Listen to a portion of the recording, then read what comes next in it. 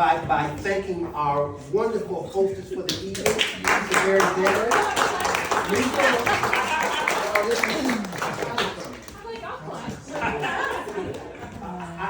I asked Lisa a month and a half ago if she would open up her beautiful home to host this event, and without question, she didn't hesitate. She said, "Reggie, I will gladly do that." I'm in the middle of a divorce because of it, but that's okay. I'll leave that one alone. But at least I want to thank you so much for your graciousness in allowing this event to be hosted.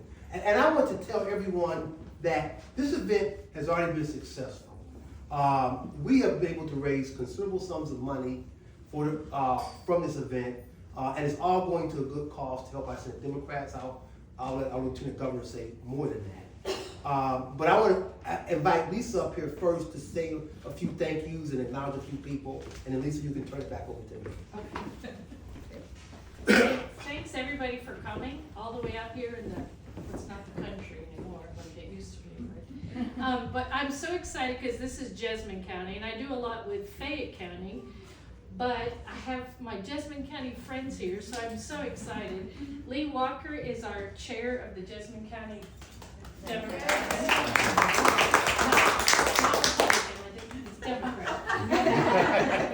It's Democrat. And Deborah is our vice chair, so we're so happy. And Mary, fundraising, yeah. And Danny is working on the vote no Second Amendment. He's really working hard. Yeah. You said we have. We will have signs by the first week. All right, good. And Lee has been working really hard. Deborah, they've all been out putting signs up all over, and they had good reaction in Wilmore. I mean, a very positive from the Dems in Wilmore, which is a big step for us, I think. So. Driving down Main Street, Wilmore, with Chantel Bingham. She's running in that district. What is that, 55? 56. Okay, that was close. That don't win ball games, we know. But anyway, here I looked up. Chantel looks up the door, and a 6 foot tall Kimmel. In that 6 foot, she paid $60 for it. Oh, Kamala Harris. Kamala Harris, 6 foot, Kamala Harris, cardboard right in the front door. So we got a sign in that front yard. Yeah. Pretty easy. Good. That's good news for Wilmore, I think. Mm-hmm. So, yes. Yeah. But so Reggie or Reggie? Yeah. Well, Lisa, yeah. Sorry. I don't have a script. No, you don't need one. Your house speaks for itself. Your house speaks for itself. There are a few people that I want to acknowledge tonight as well. And I want to begin by acknowledging our next justice. I believe you put out in the universe and claimed it. Justice, judge for like 48 more days. Justice Pamela Goodwine.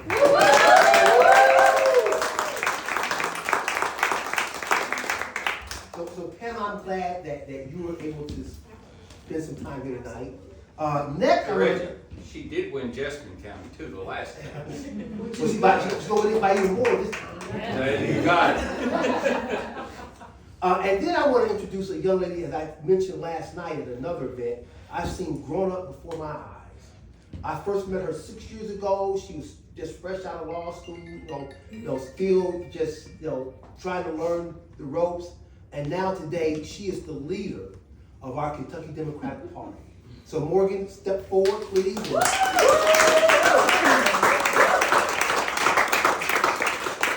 watch her now, watch her speak, and I mean, she is in the right job at the right time. I'm gonna tell you, the best lies ahead for her and for us. Yes.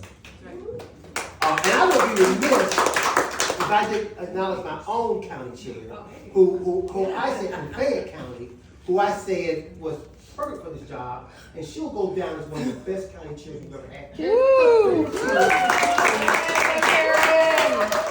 have lots of help, Reggie. I have lots of help.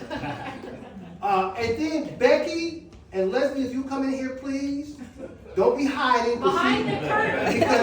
Because you're not out of You may be out of sight, but come forward, please. Please, Becky and Leslie. He's not gonna stop. Well, I do this because, you know, we always think that, you know, you see Joe and I, you know, out in the public eye, you know, out at these events, you know, meeting people, and you think that we got it under control. But we don't. Becky, where's Becky, who's our chief of staff, and Leslie, who's our administrative assistant, they're the ones that make it happen. It doesn't happen without them. And I never want to take the opportunity, Joe and I, to say thank you for all the hard work and dedication and labor they provide for us. So, thank you for you know, making us look good, making the party look good. We have a couple of candidates tonight. One you're going to hear from for Jacqueline's speech, but they are here. One is, this is the Senate Democratic Caucus, so I've got to acknowledge Kiana Fields first. Yay! This will make everybody smile. Okay? Kiana's going to replace David Thayer. Hey! And our next state senators. I knew that was fun. And then Adam Moore, he's a House candidate in this district. So I'm going to have my floor leader now come up. I think I hit everybody. So I'm going to have my floor leader come up. And I want to say this. Okay. I know this embarrasses him, but he really is my mentor. You know, when you come into a role as a senator, I mean, it's an awesome job. You know, it's a job that carries a tremendous amount of importance. And you know, your first time there, when you're just new, you're uncertain, you're unsure, you just don't know what to do. And I'm so appreciative every day, and I mean this from the bottom of my heart, that Gerald took me under his wing, showed me the ropes, told me what to say, and more importantly, what not to say. And when I say I owe a deep amount of gratitude and thanks to Gerald Neal, I want you to know I really, really mean that. So Gerald should come forward. Woo, Gerald!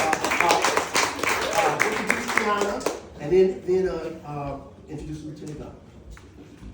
Kiana first. Kiana first, yeah.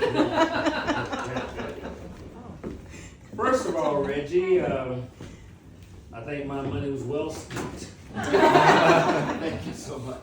Let me say first of all to the host, thank you so much. Sorry about your ride here. No, actually, it was a scenic ride, and it was a new experience. I'm always You went open to back from the castle. It was interesting. It was very nice, actually. But I just want to thank you for opening up your home. It's important. Not everybody makes themselves available like that, and just to be able to bring your friends and others, new friends, into a space that is personal to you is a very special thing. So I want to thank you very much. And let's give it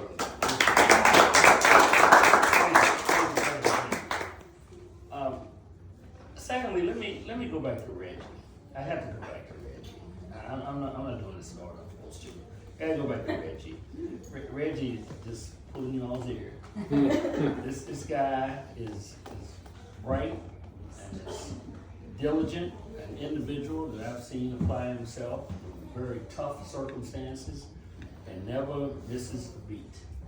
Is always there when it's time to grab the cudgel and do the work that's necessary that we represent. So all that stuff that he just told you, I appreciate that, Reggie, very much. My money's well spent. But I got to tell you, it's such a pleasure to work with you. And I'm gonna tell you, every time I go in there, I know that we got muscle. We're small in number, but boy, we are really, really huge in terms of desire, capacity, and we fight hard. And we're strategic, and that's what I enjoy about that. To the others in the room, particularly the people, I see old friends in here, and I see new friends. I've made some new friends here. I want to thank you for coming and supporting the caucus and the candidates, the people who sacrifice and step forward the way they do. Let me tell you, it's no joke when you step forward. I'm in that space been in that space for a while, and it can be a lonely space sometimes. But when people like you come together and wrap your arms around it and show your appreciation for their service and offering themselves, it strengthens their ability to and sustain their ability to go forward with respect. So, but I do want to thank you that those have stepped forward and those are yet to come, because that's what this is all about, stepping forward and doing good work. I hope I haven't missed anybody or missed anything. I'm not gonna get specific because I think Reggie covered everybody, and I join him in the comments that he made. What I do want to say though is that we all know, and I don't want to be repetitive, but we all know this is a very important point in history. Not just on the national level. I mean, I can go to that national piece and stay here all day, right?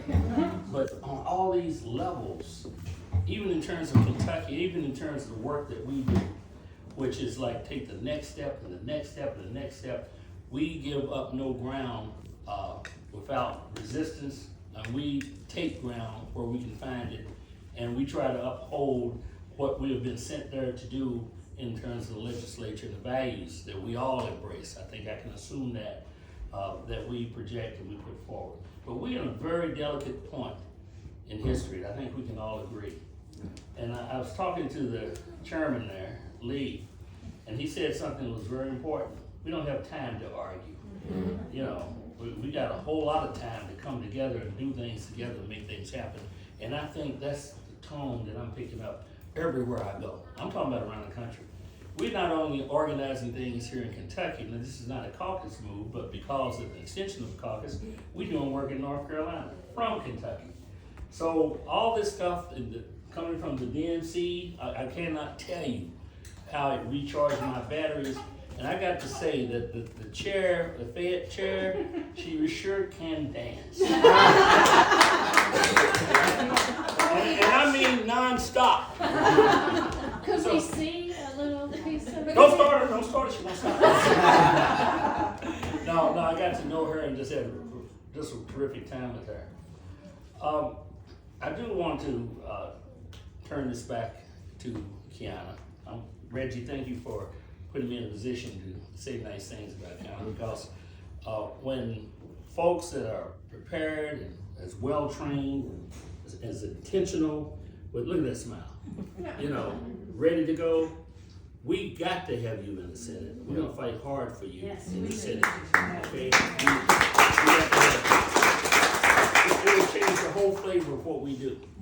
And for each of you, I gotta say something about the judge. Because I can't wait to call you Justice. I can't wait to do that, because you're just fantastic.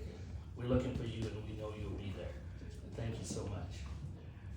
Now I want to get around to, Kiana.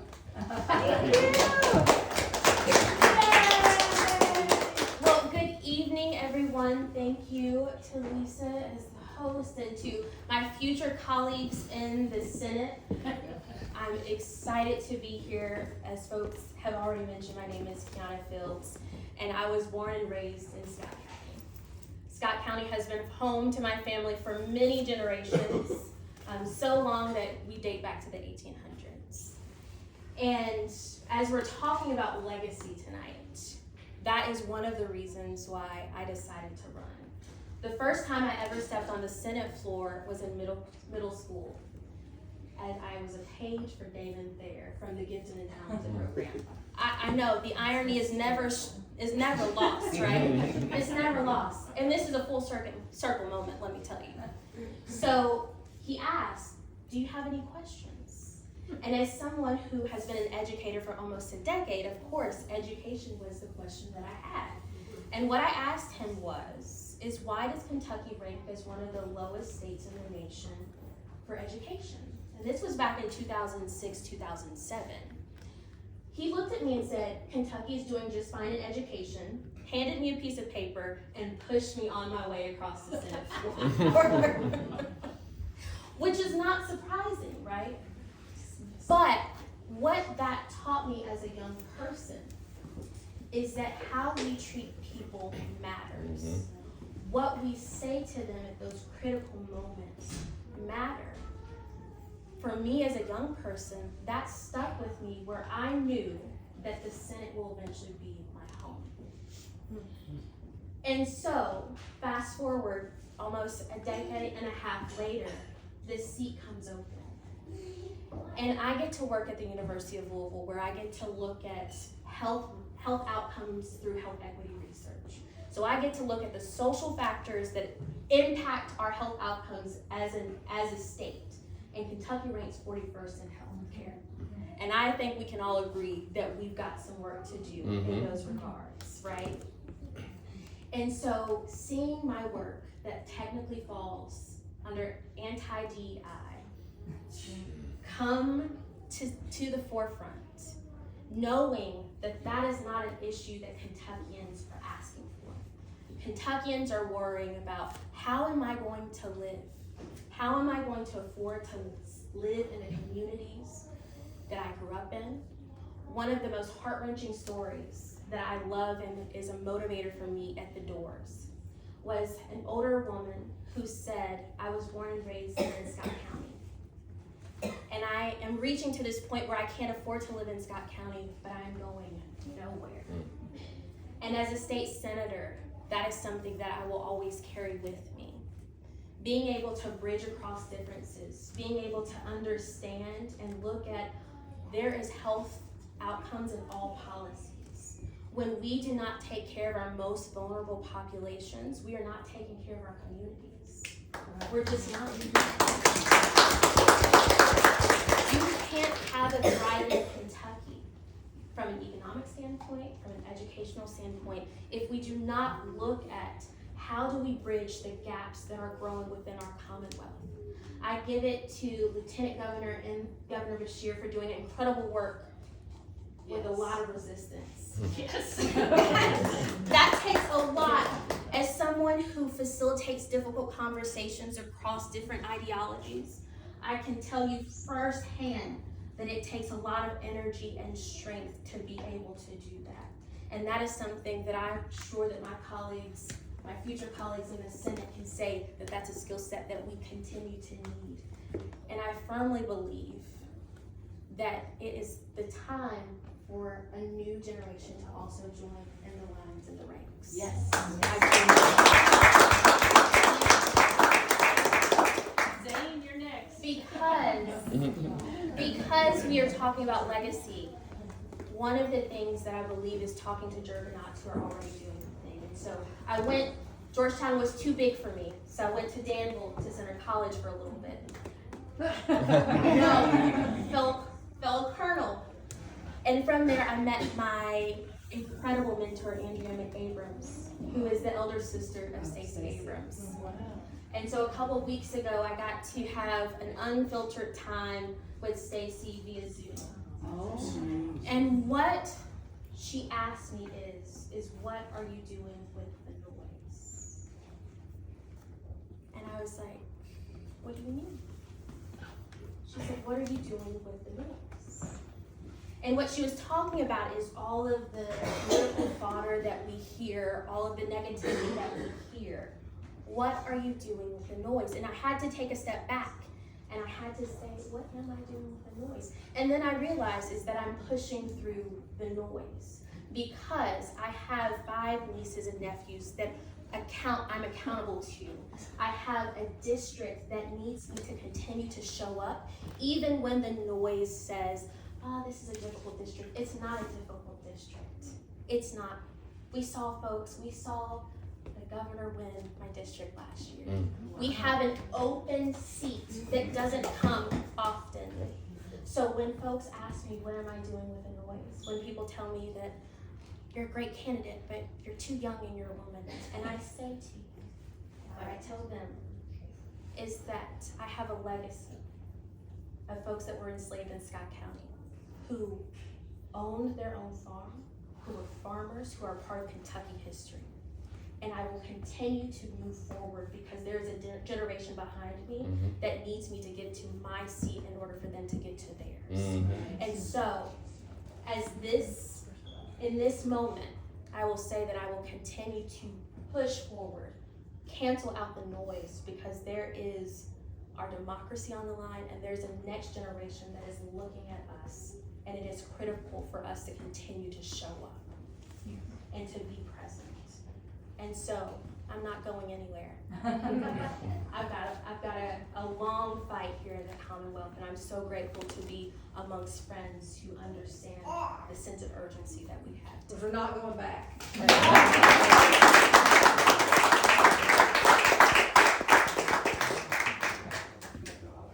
You motivated me, woo! I like that. We have a lot of hope Yeah. here in Kentucky. We got opportunities. So is she ready or what? Yeah. Molly Crane couldn't be here. Why? Because she's working on her campaign and doing those things that are essential to that. But she sent her surrogate, Rob, her husband. Hi, everybody. Hard to follow. Especially because I haven't practiced Molly's stump speech, so everyone, I'm Rob Fenn. Molly G. Crane is my wife. She's absolutely my better half in every possible way that you could interpret that. So she's running for the 27th State Senate District. This district has been gerrymandered, much like Kiana's, into the largest state Senate district that we have. It includes a little pizza slice of Lexington, then goes up an hour and a half to the river in Maysville, and down another hour or so to Moorhead. There are 8 counties in this district. She's in Mount Olivet in Robertson County, the smallest county in the district and in the state. Tonight, knocking the few doors that we have there, and then talking to people as well. So she's running this campaign based off of, she grew up going to 4-H, she grew up in Fleming County. Her and her sister Laura Lee, they still own their family farm out there, come from long generations of farmers. So she grew up doing 4-H, which has head, heart, health, hands. Let's mess that up. And so has the 4 F's: farms, families, funding, and fixing Frankfurt. Supporting our farmers by doing more funding, by having more infrastructure investment, having more investment in economic development to encourage the next generation of farmers to, like you said, continue their legacy, to be able to stay where they are, where their families are. Making it so that our families can afford day-to-day life more readily. Making sure that we're funding education and not sending those dollars out of a district that in 8 counties has 4 private schools total. It would not benefit anybody in Molly's district to send that money away. It would only hurt. Robertson County has 1 school. All of the kids, K through 12, every single child is in that room. They would lose 5 teachers if this voucher bill goes through. And the architect of this vouchers program is a man by the name of Steve West, who is currently the senator for the 27th State Senate District. So Steve needs to leave. Hey. Molly is the person to do that. Yes. I think that's my. Thank you, Robin. And one of our Molly's one of our strong candidates that this is about supporting as well. I just remembered what I was going to say. Lieutenant Governor and our Governor, Andy, won this district with 55% of the vote in 2023. No on 2 years ago to protect a woman's right to reproductive health care won with 56% of the vote. I don't think the Republicans knew what they did when they drew this district. So yeah, we can win this.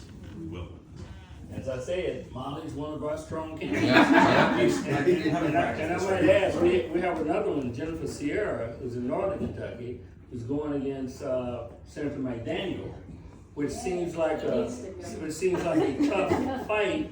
But I'm here to tell you that this is a fight we're going to have, and we have tremendous confidence in her ability, with you all support, to win that district as well. So now let me get around to a very special thing. It's always very special for me when the Lieutenant Governor is here. What most people don't realize, well, first of all, let me just say, this is one of the greatest lieutenant governors historically we have had.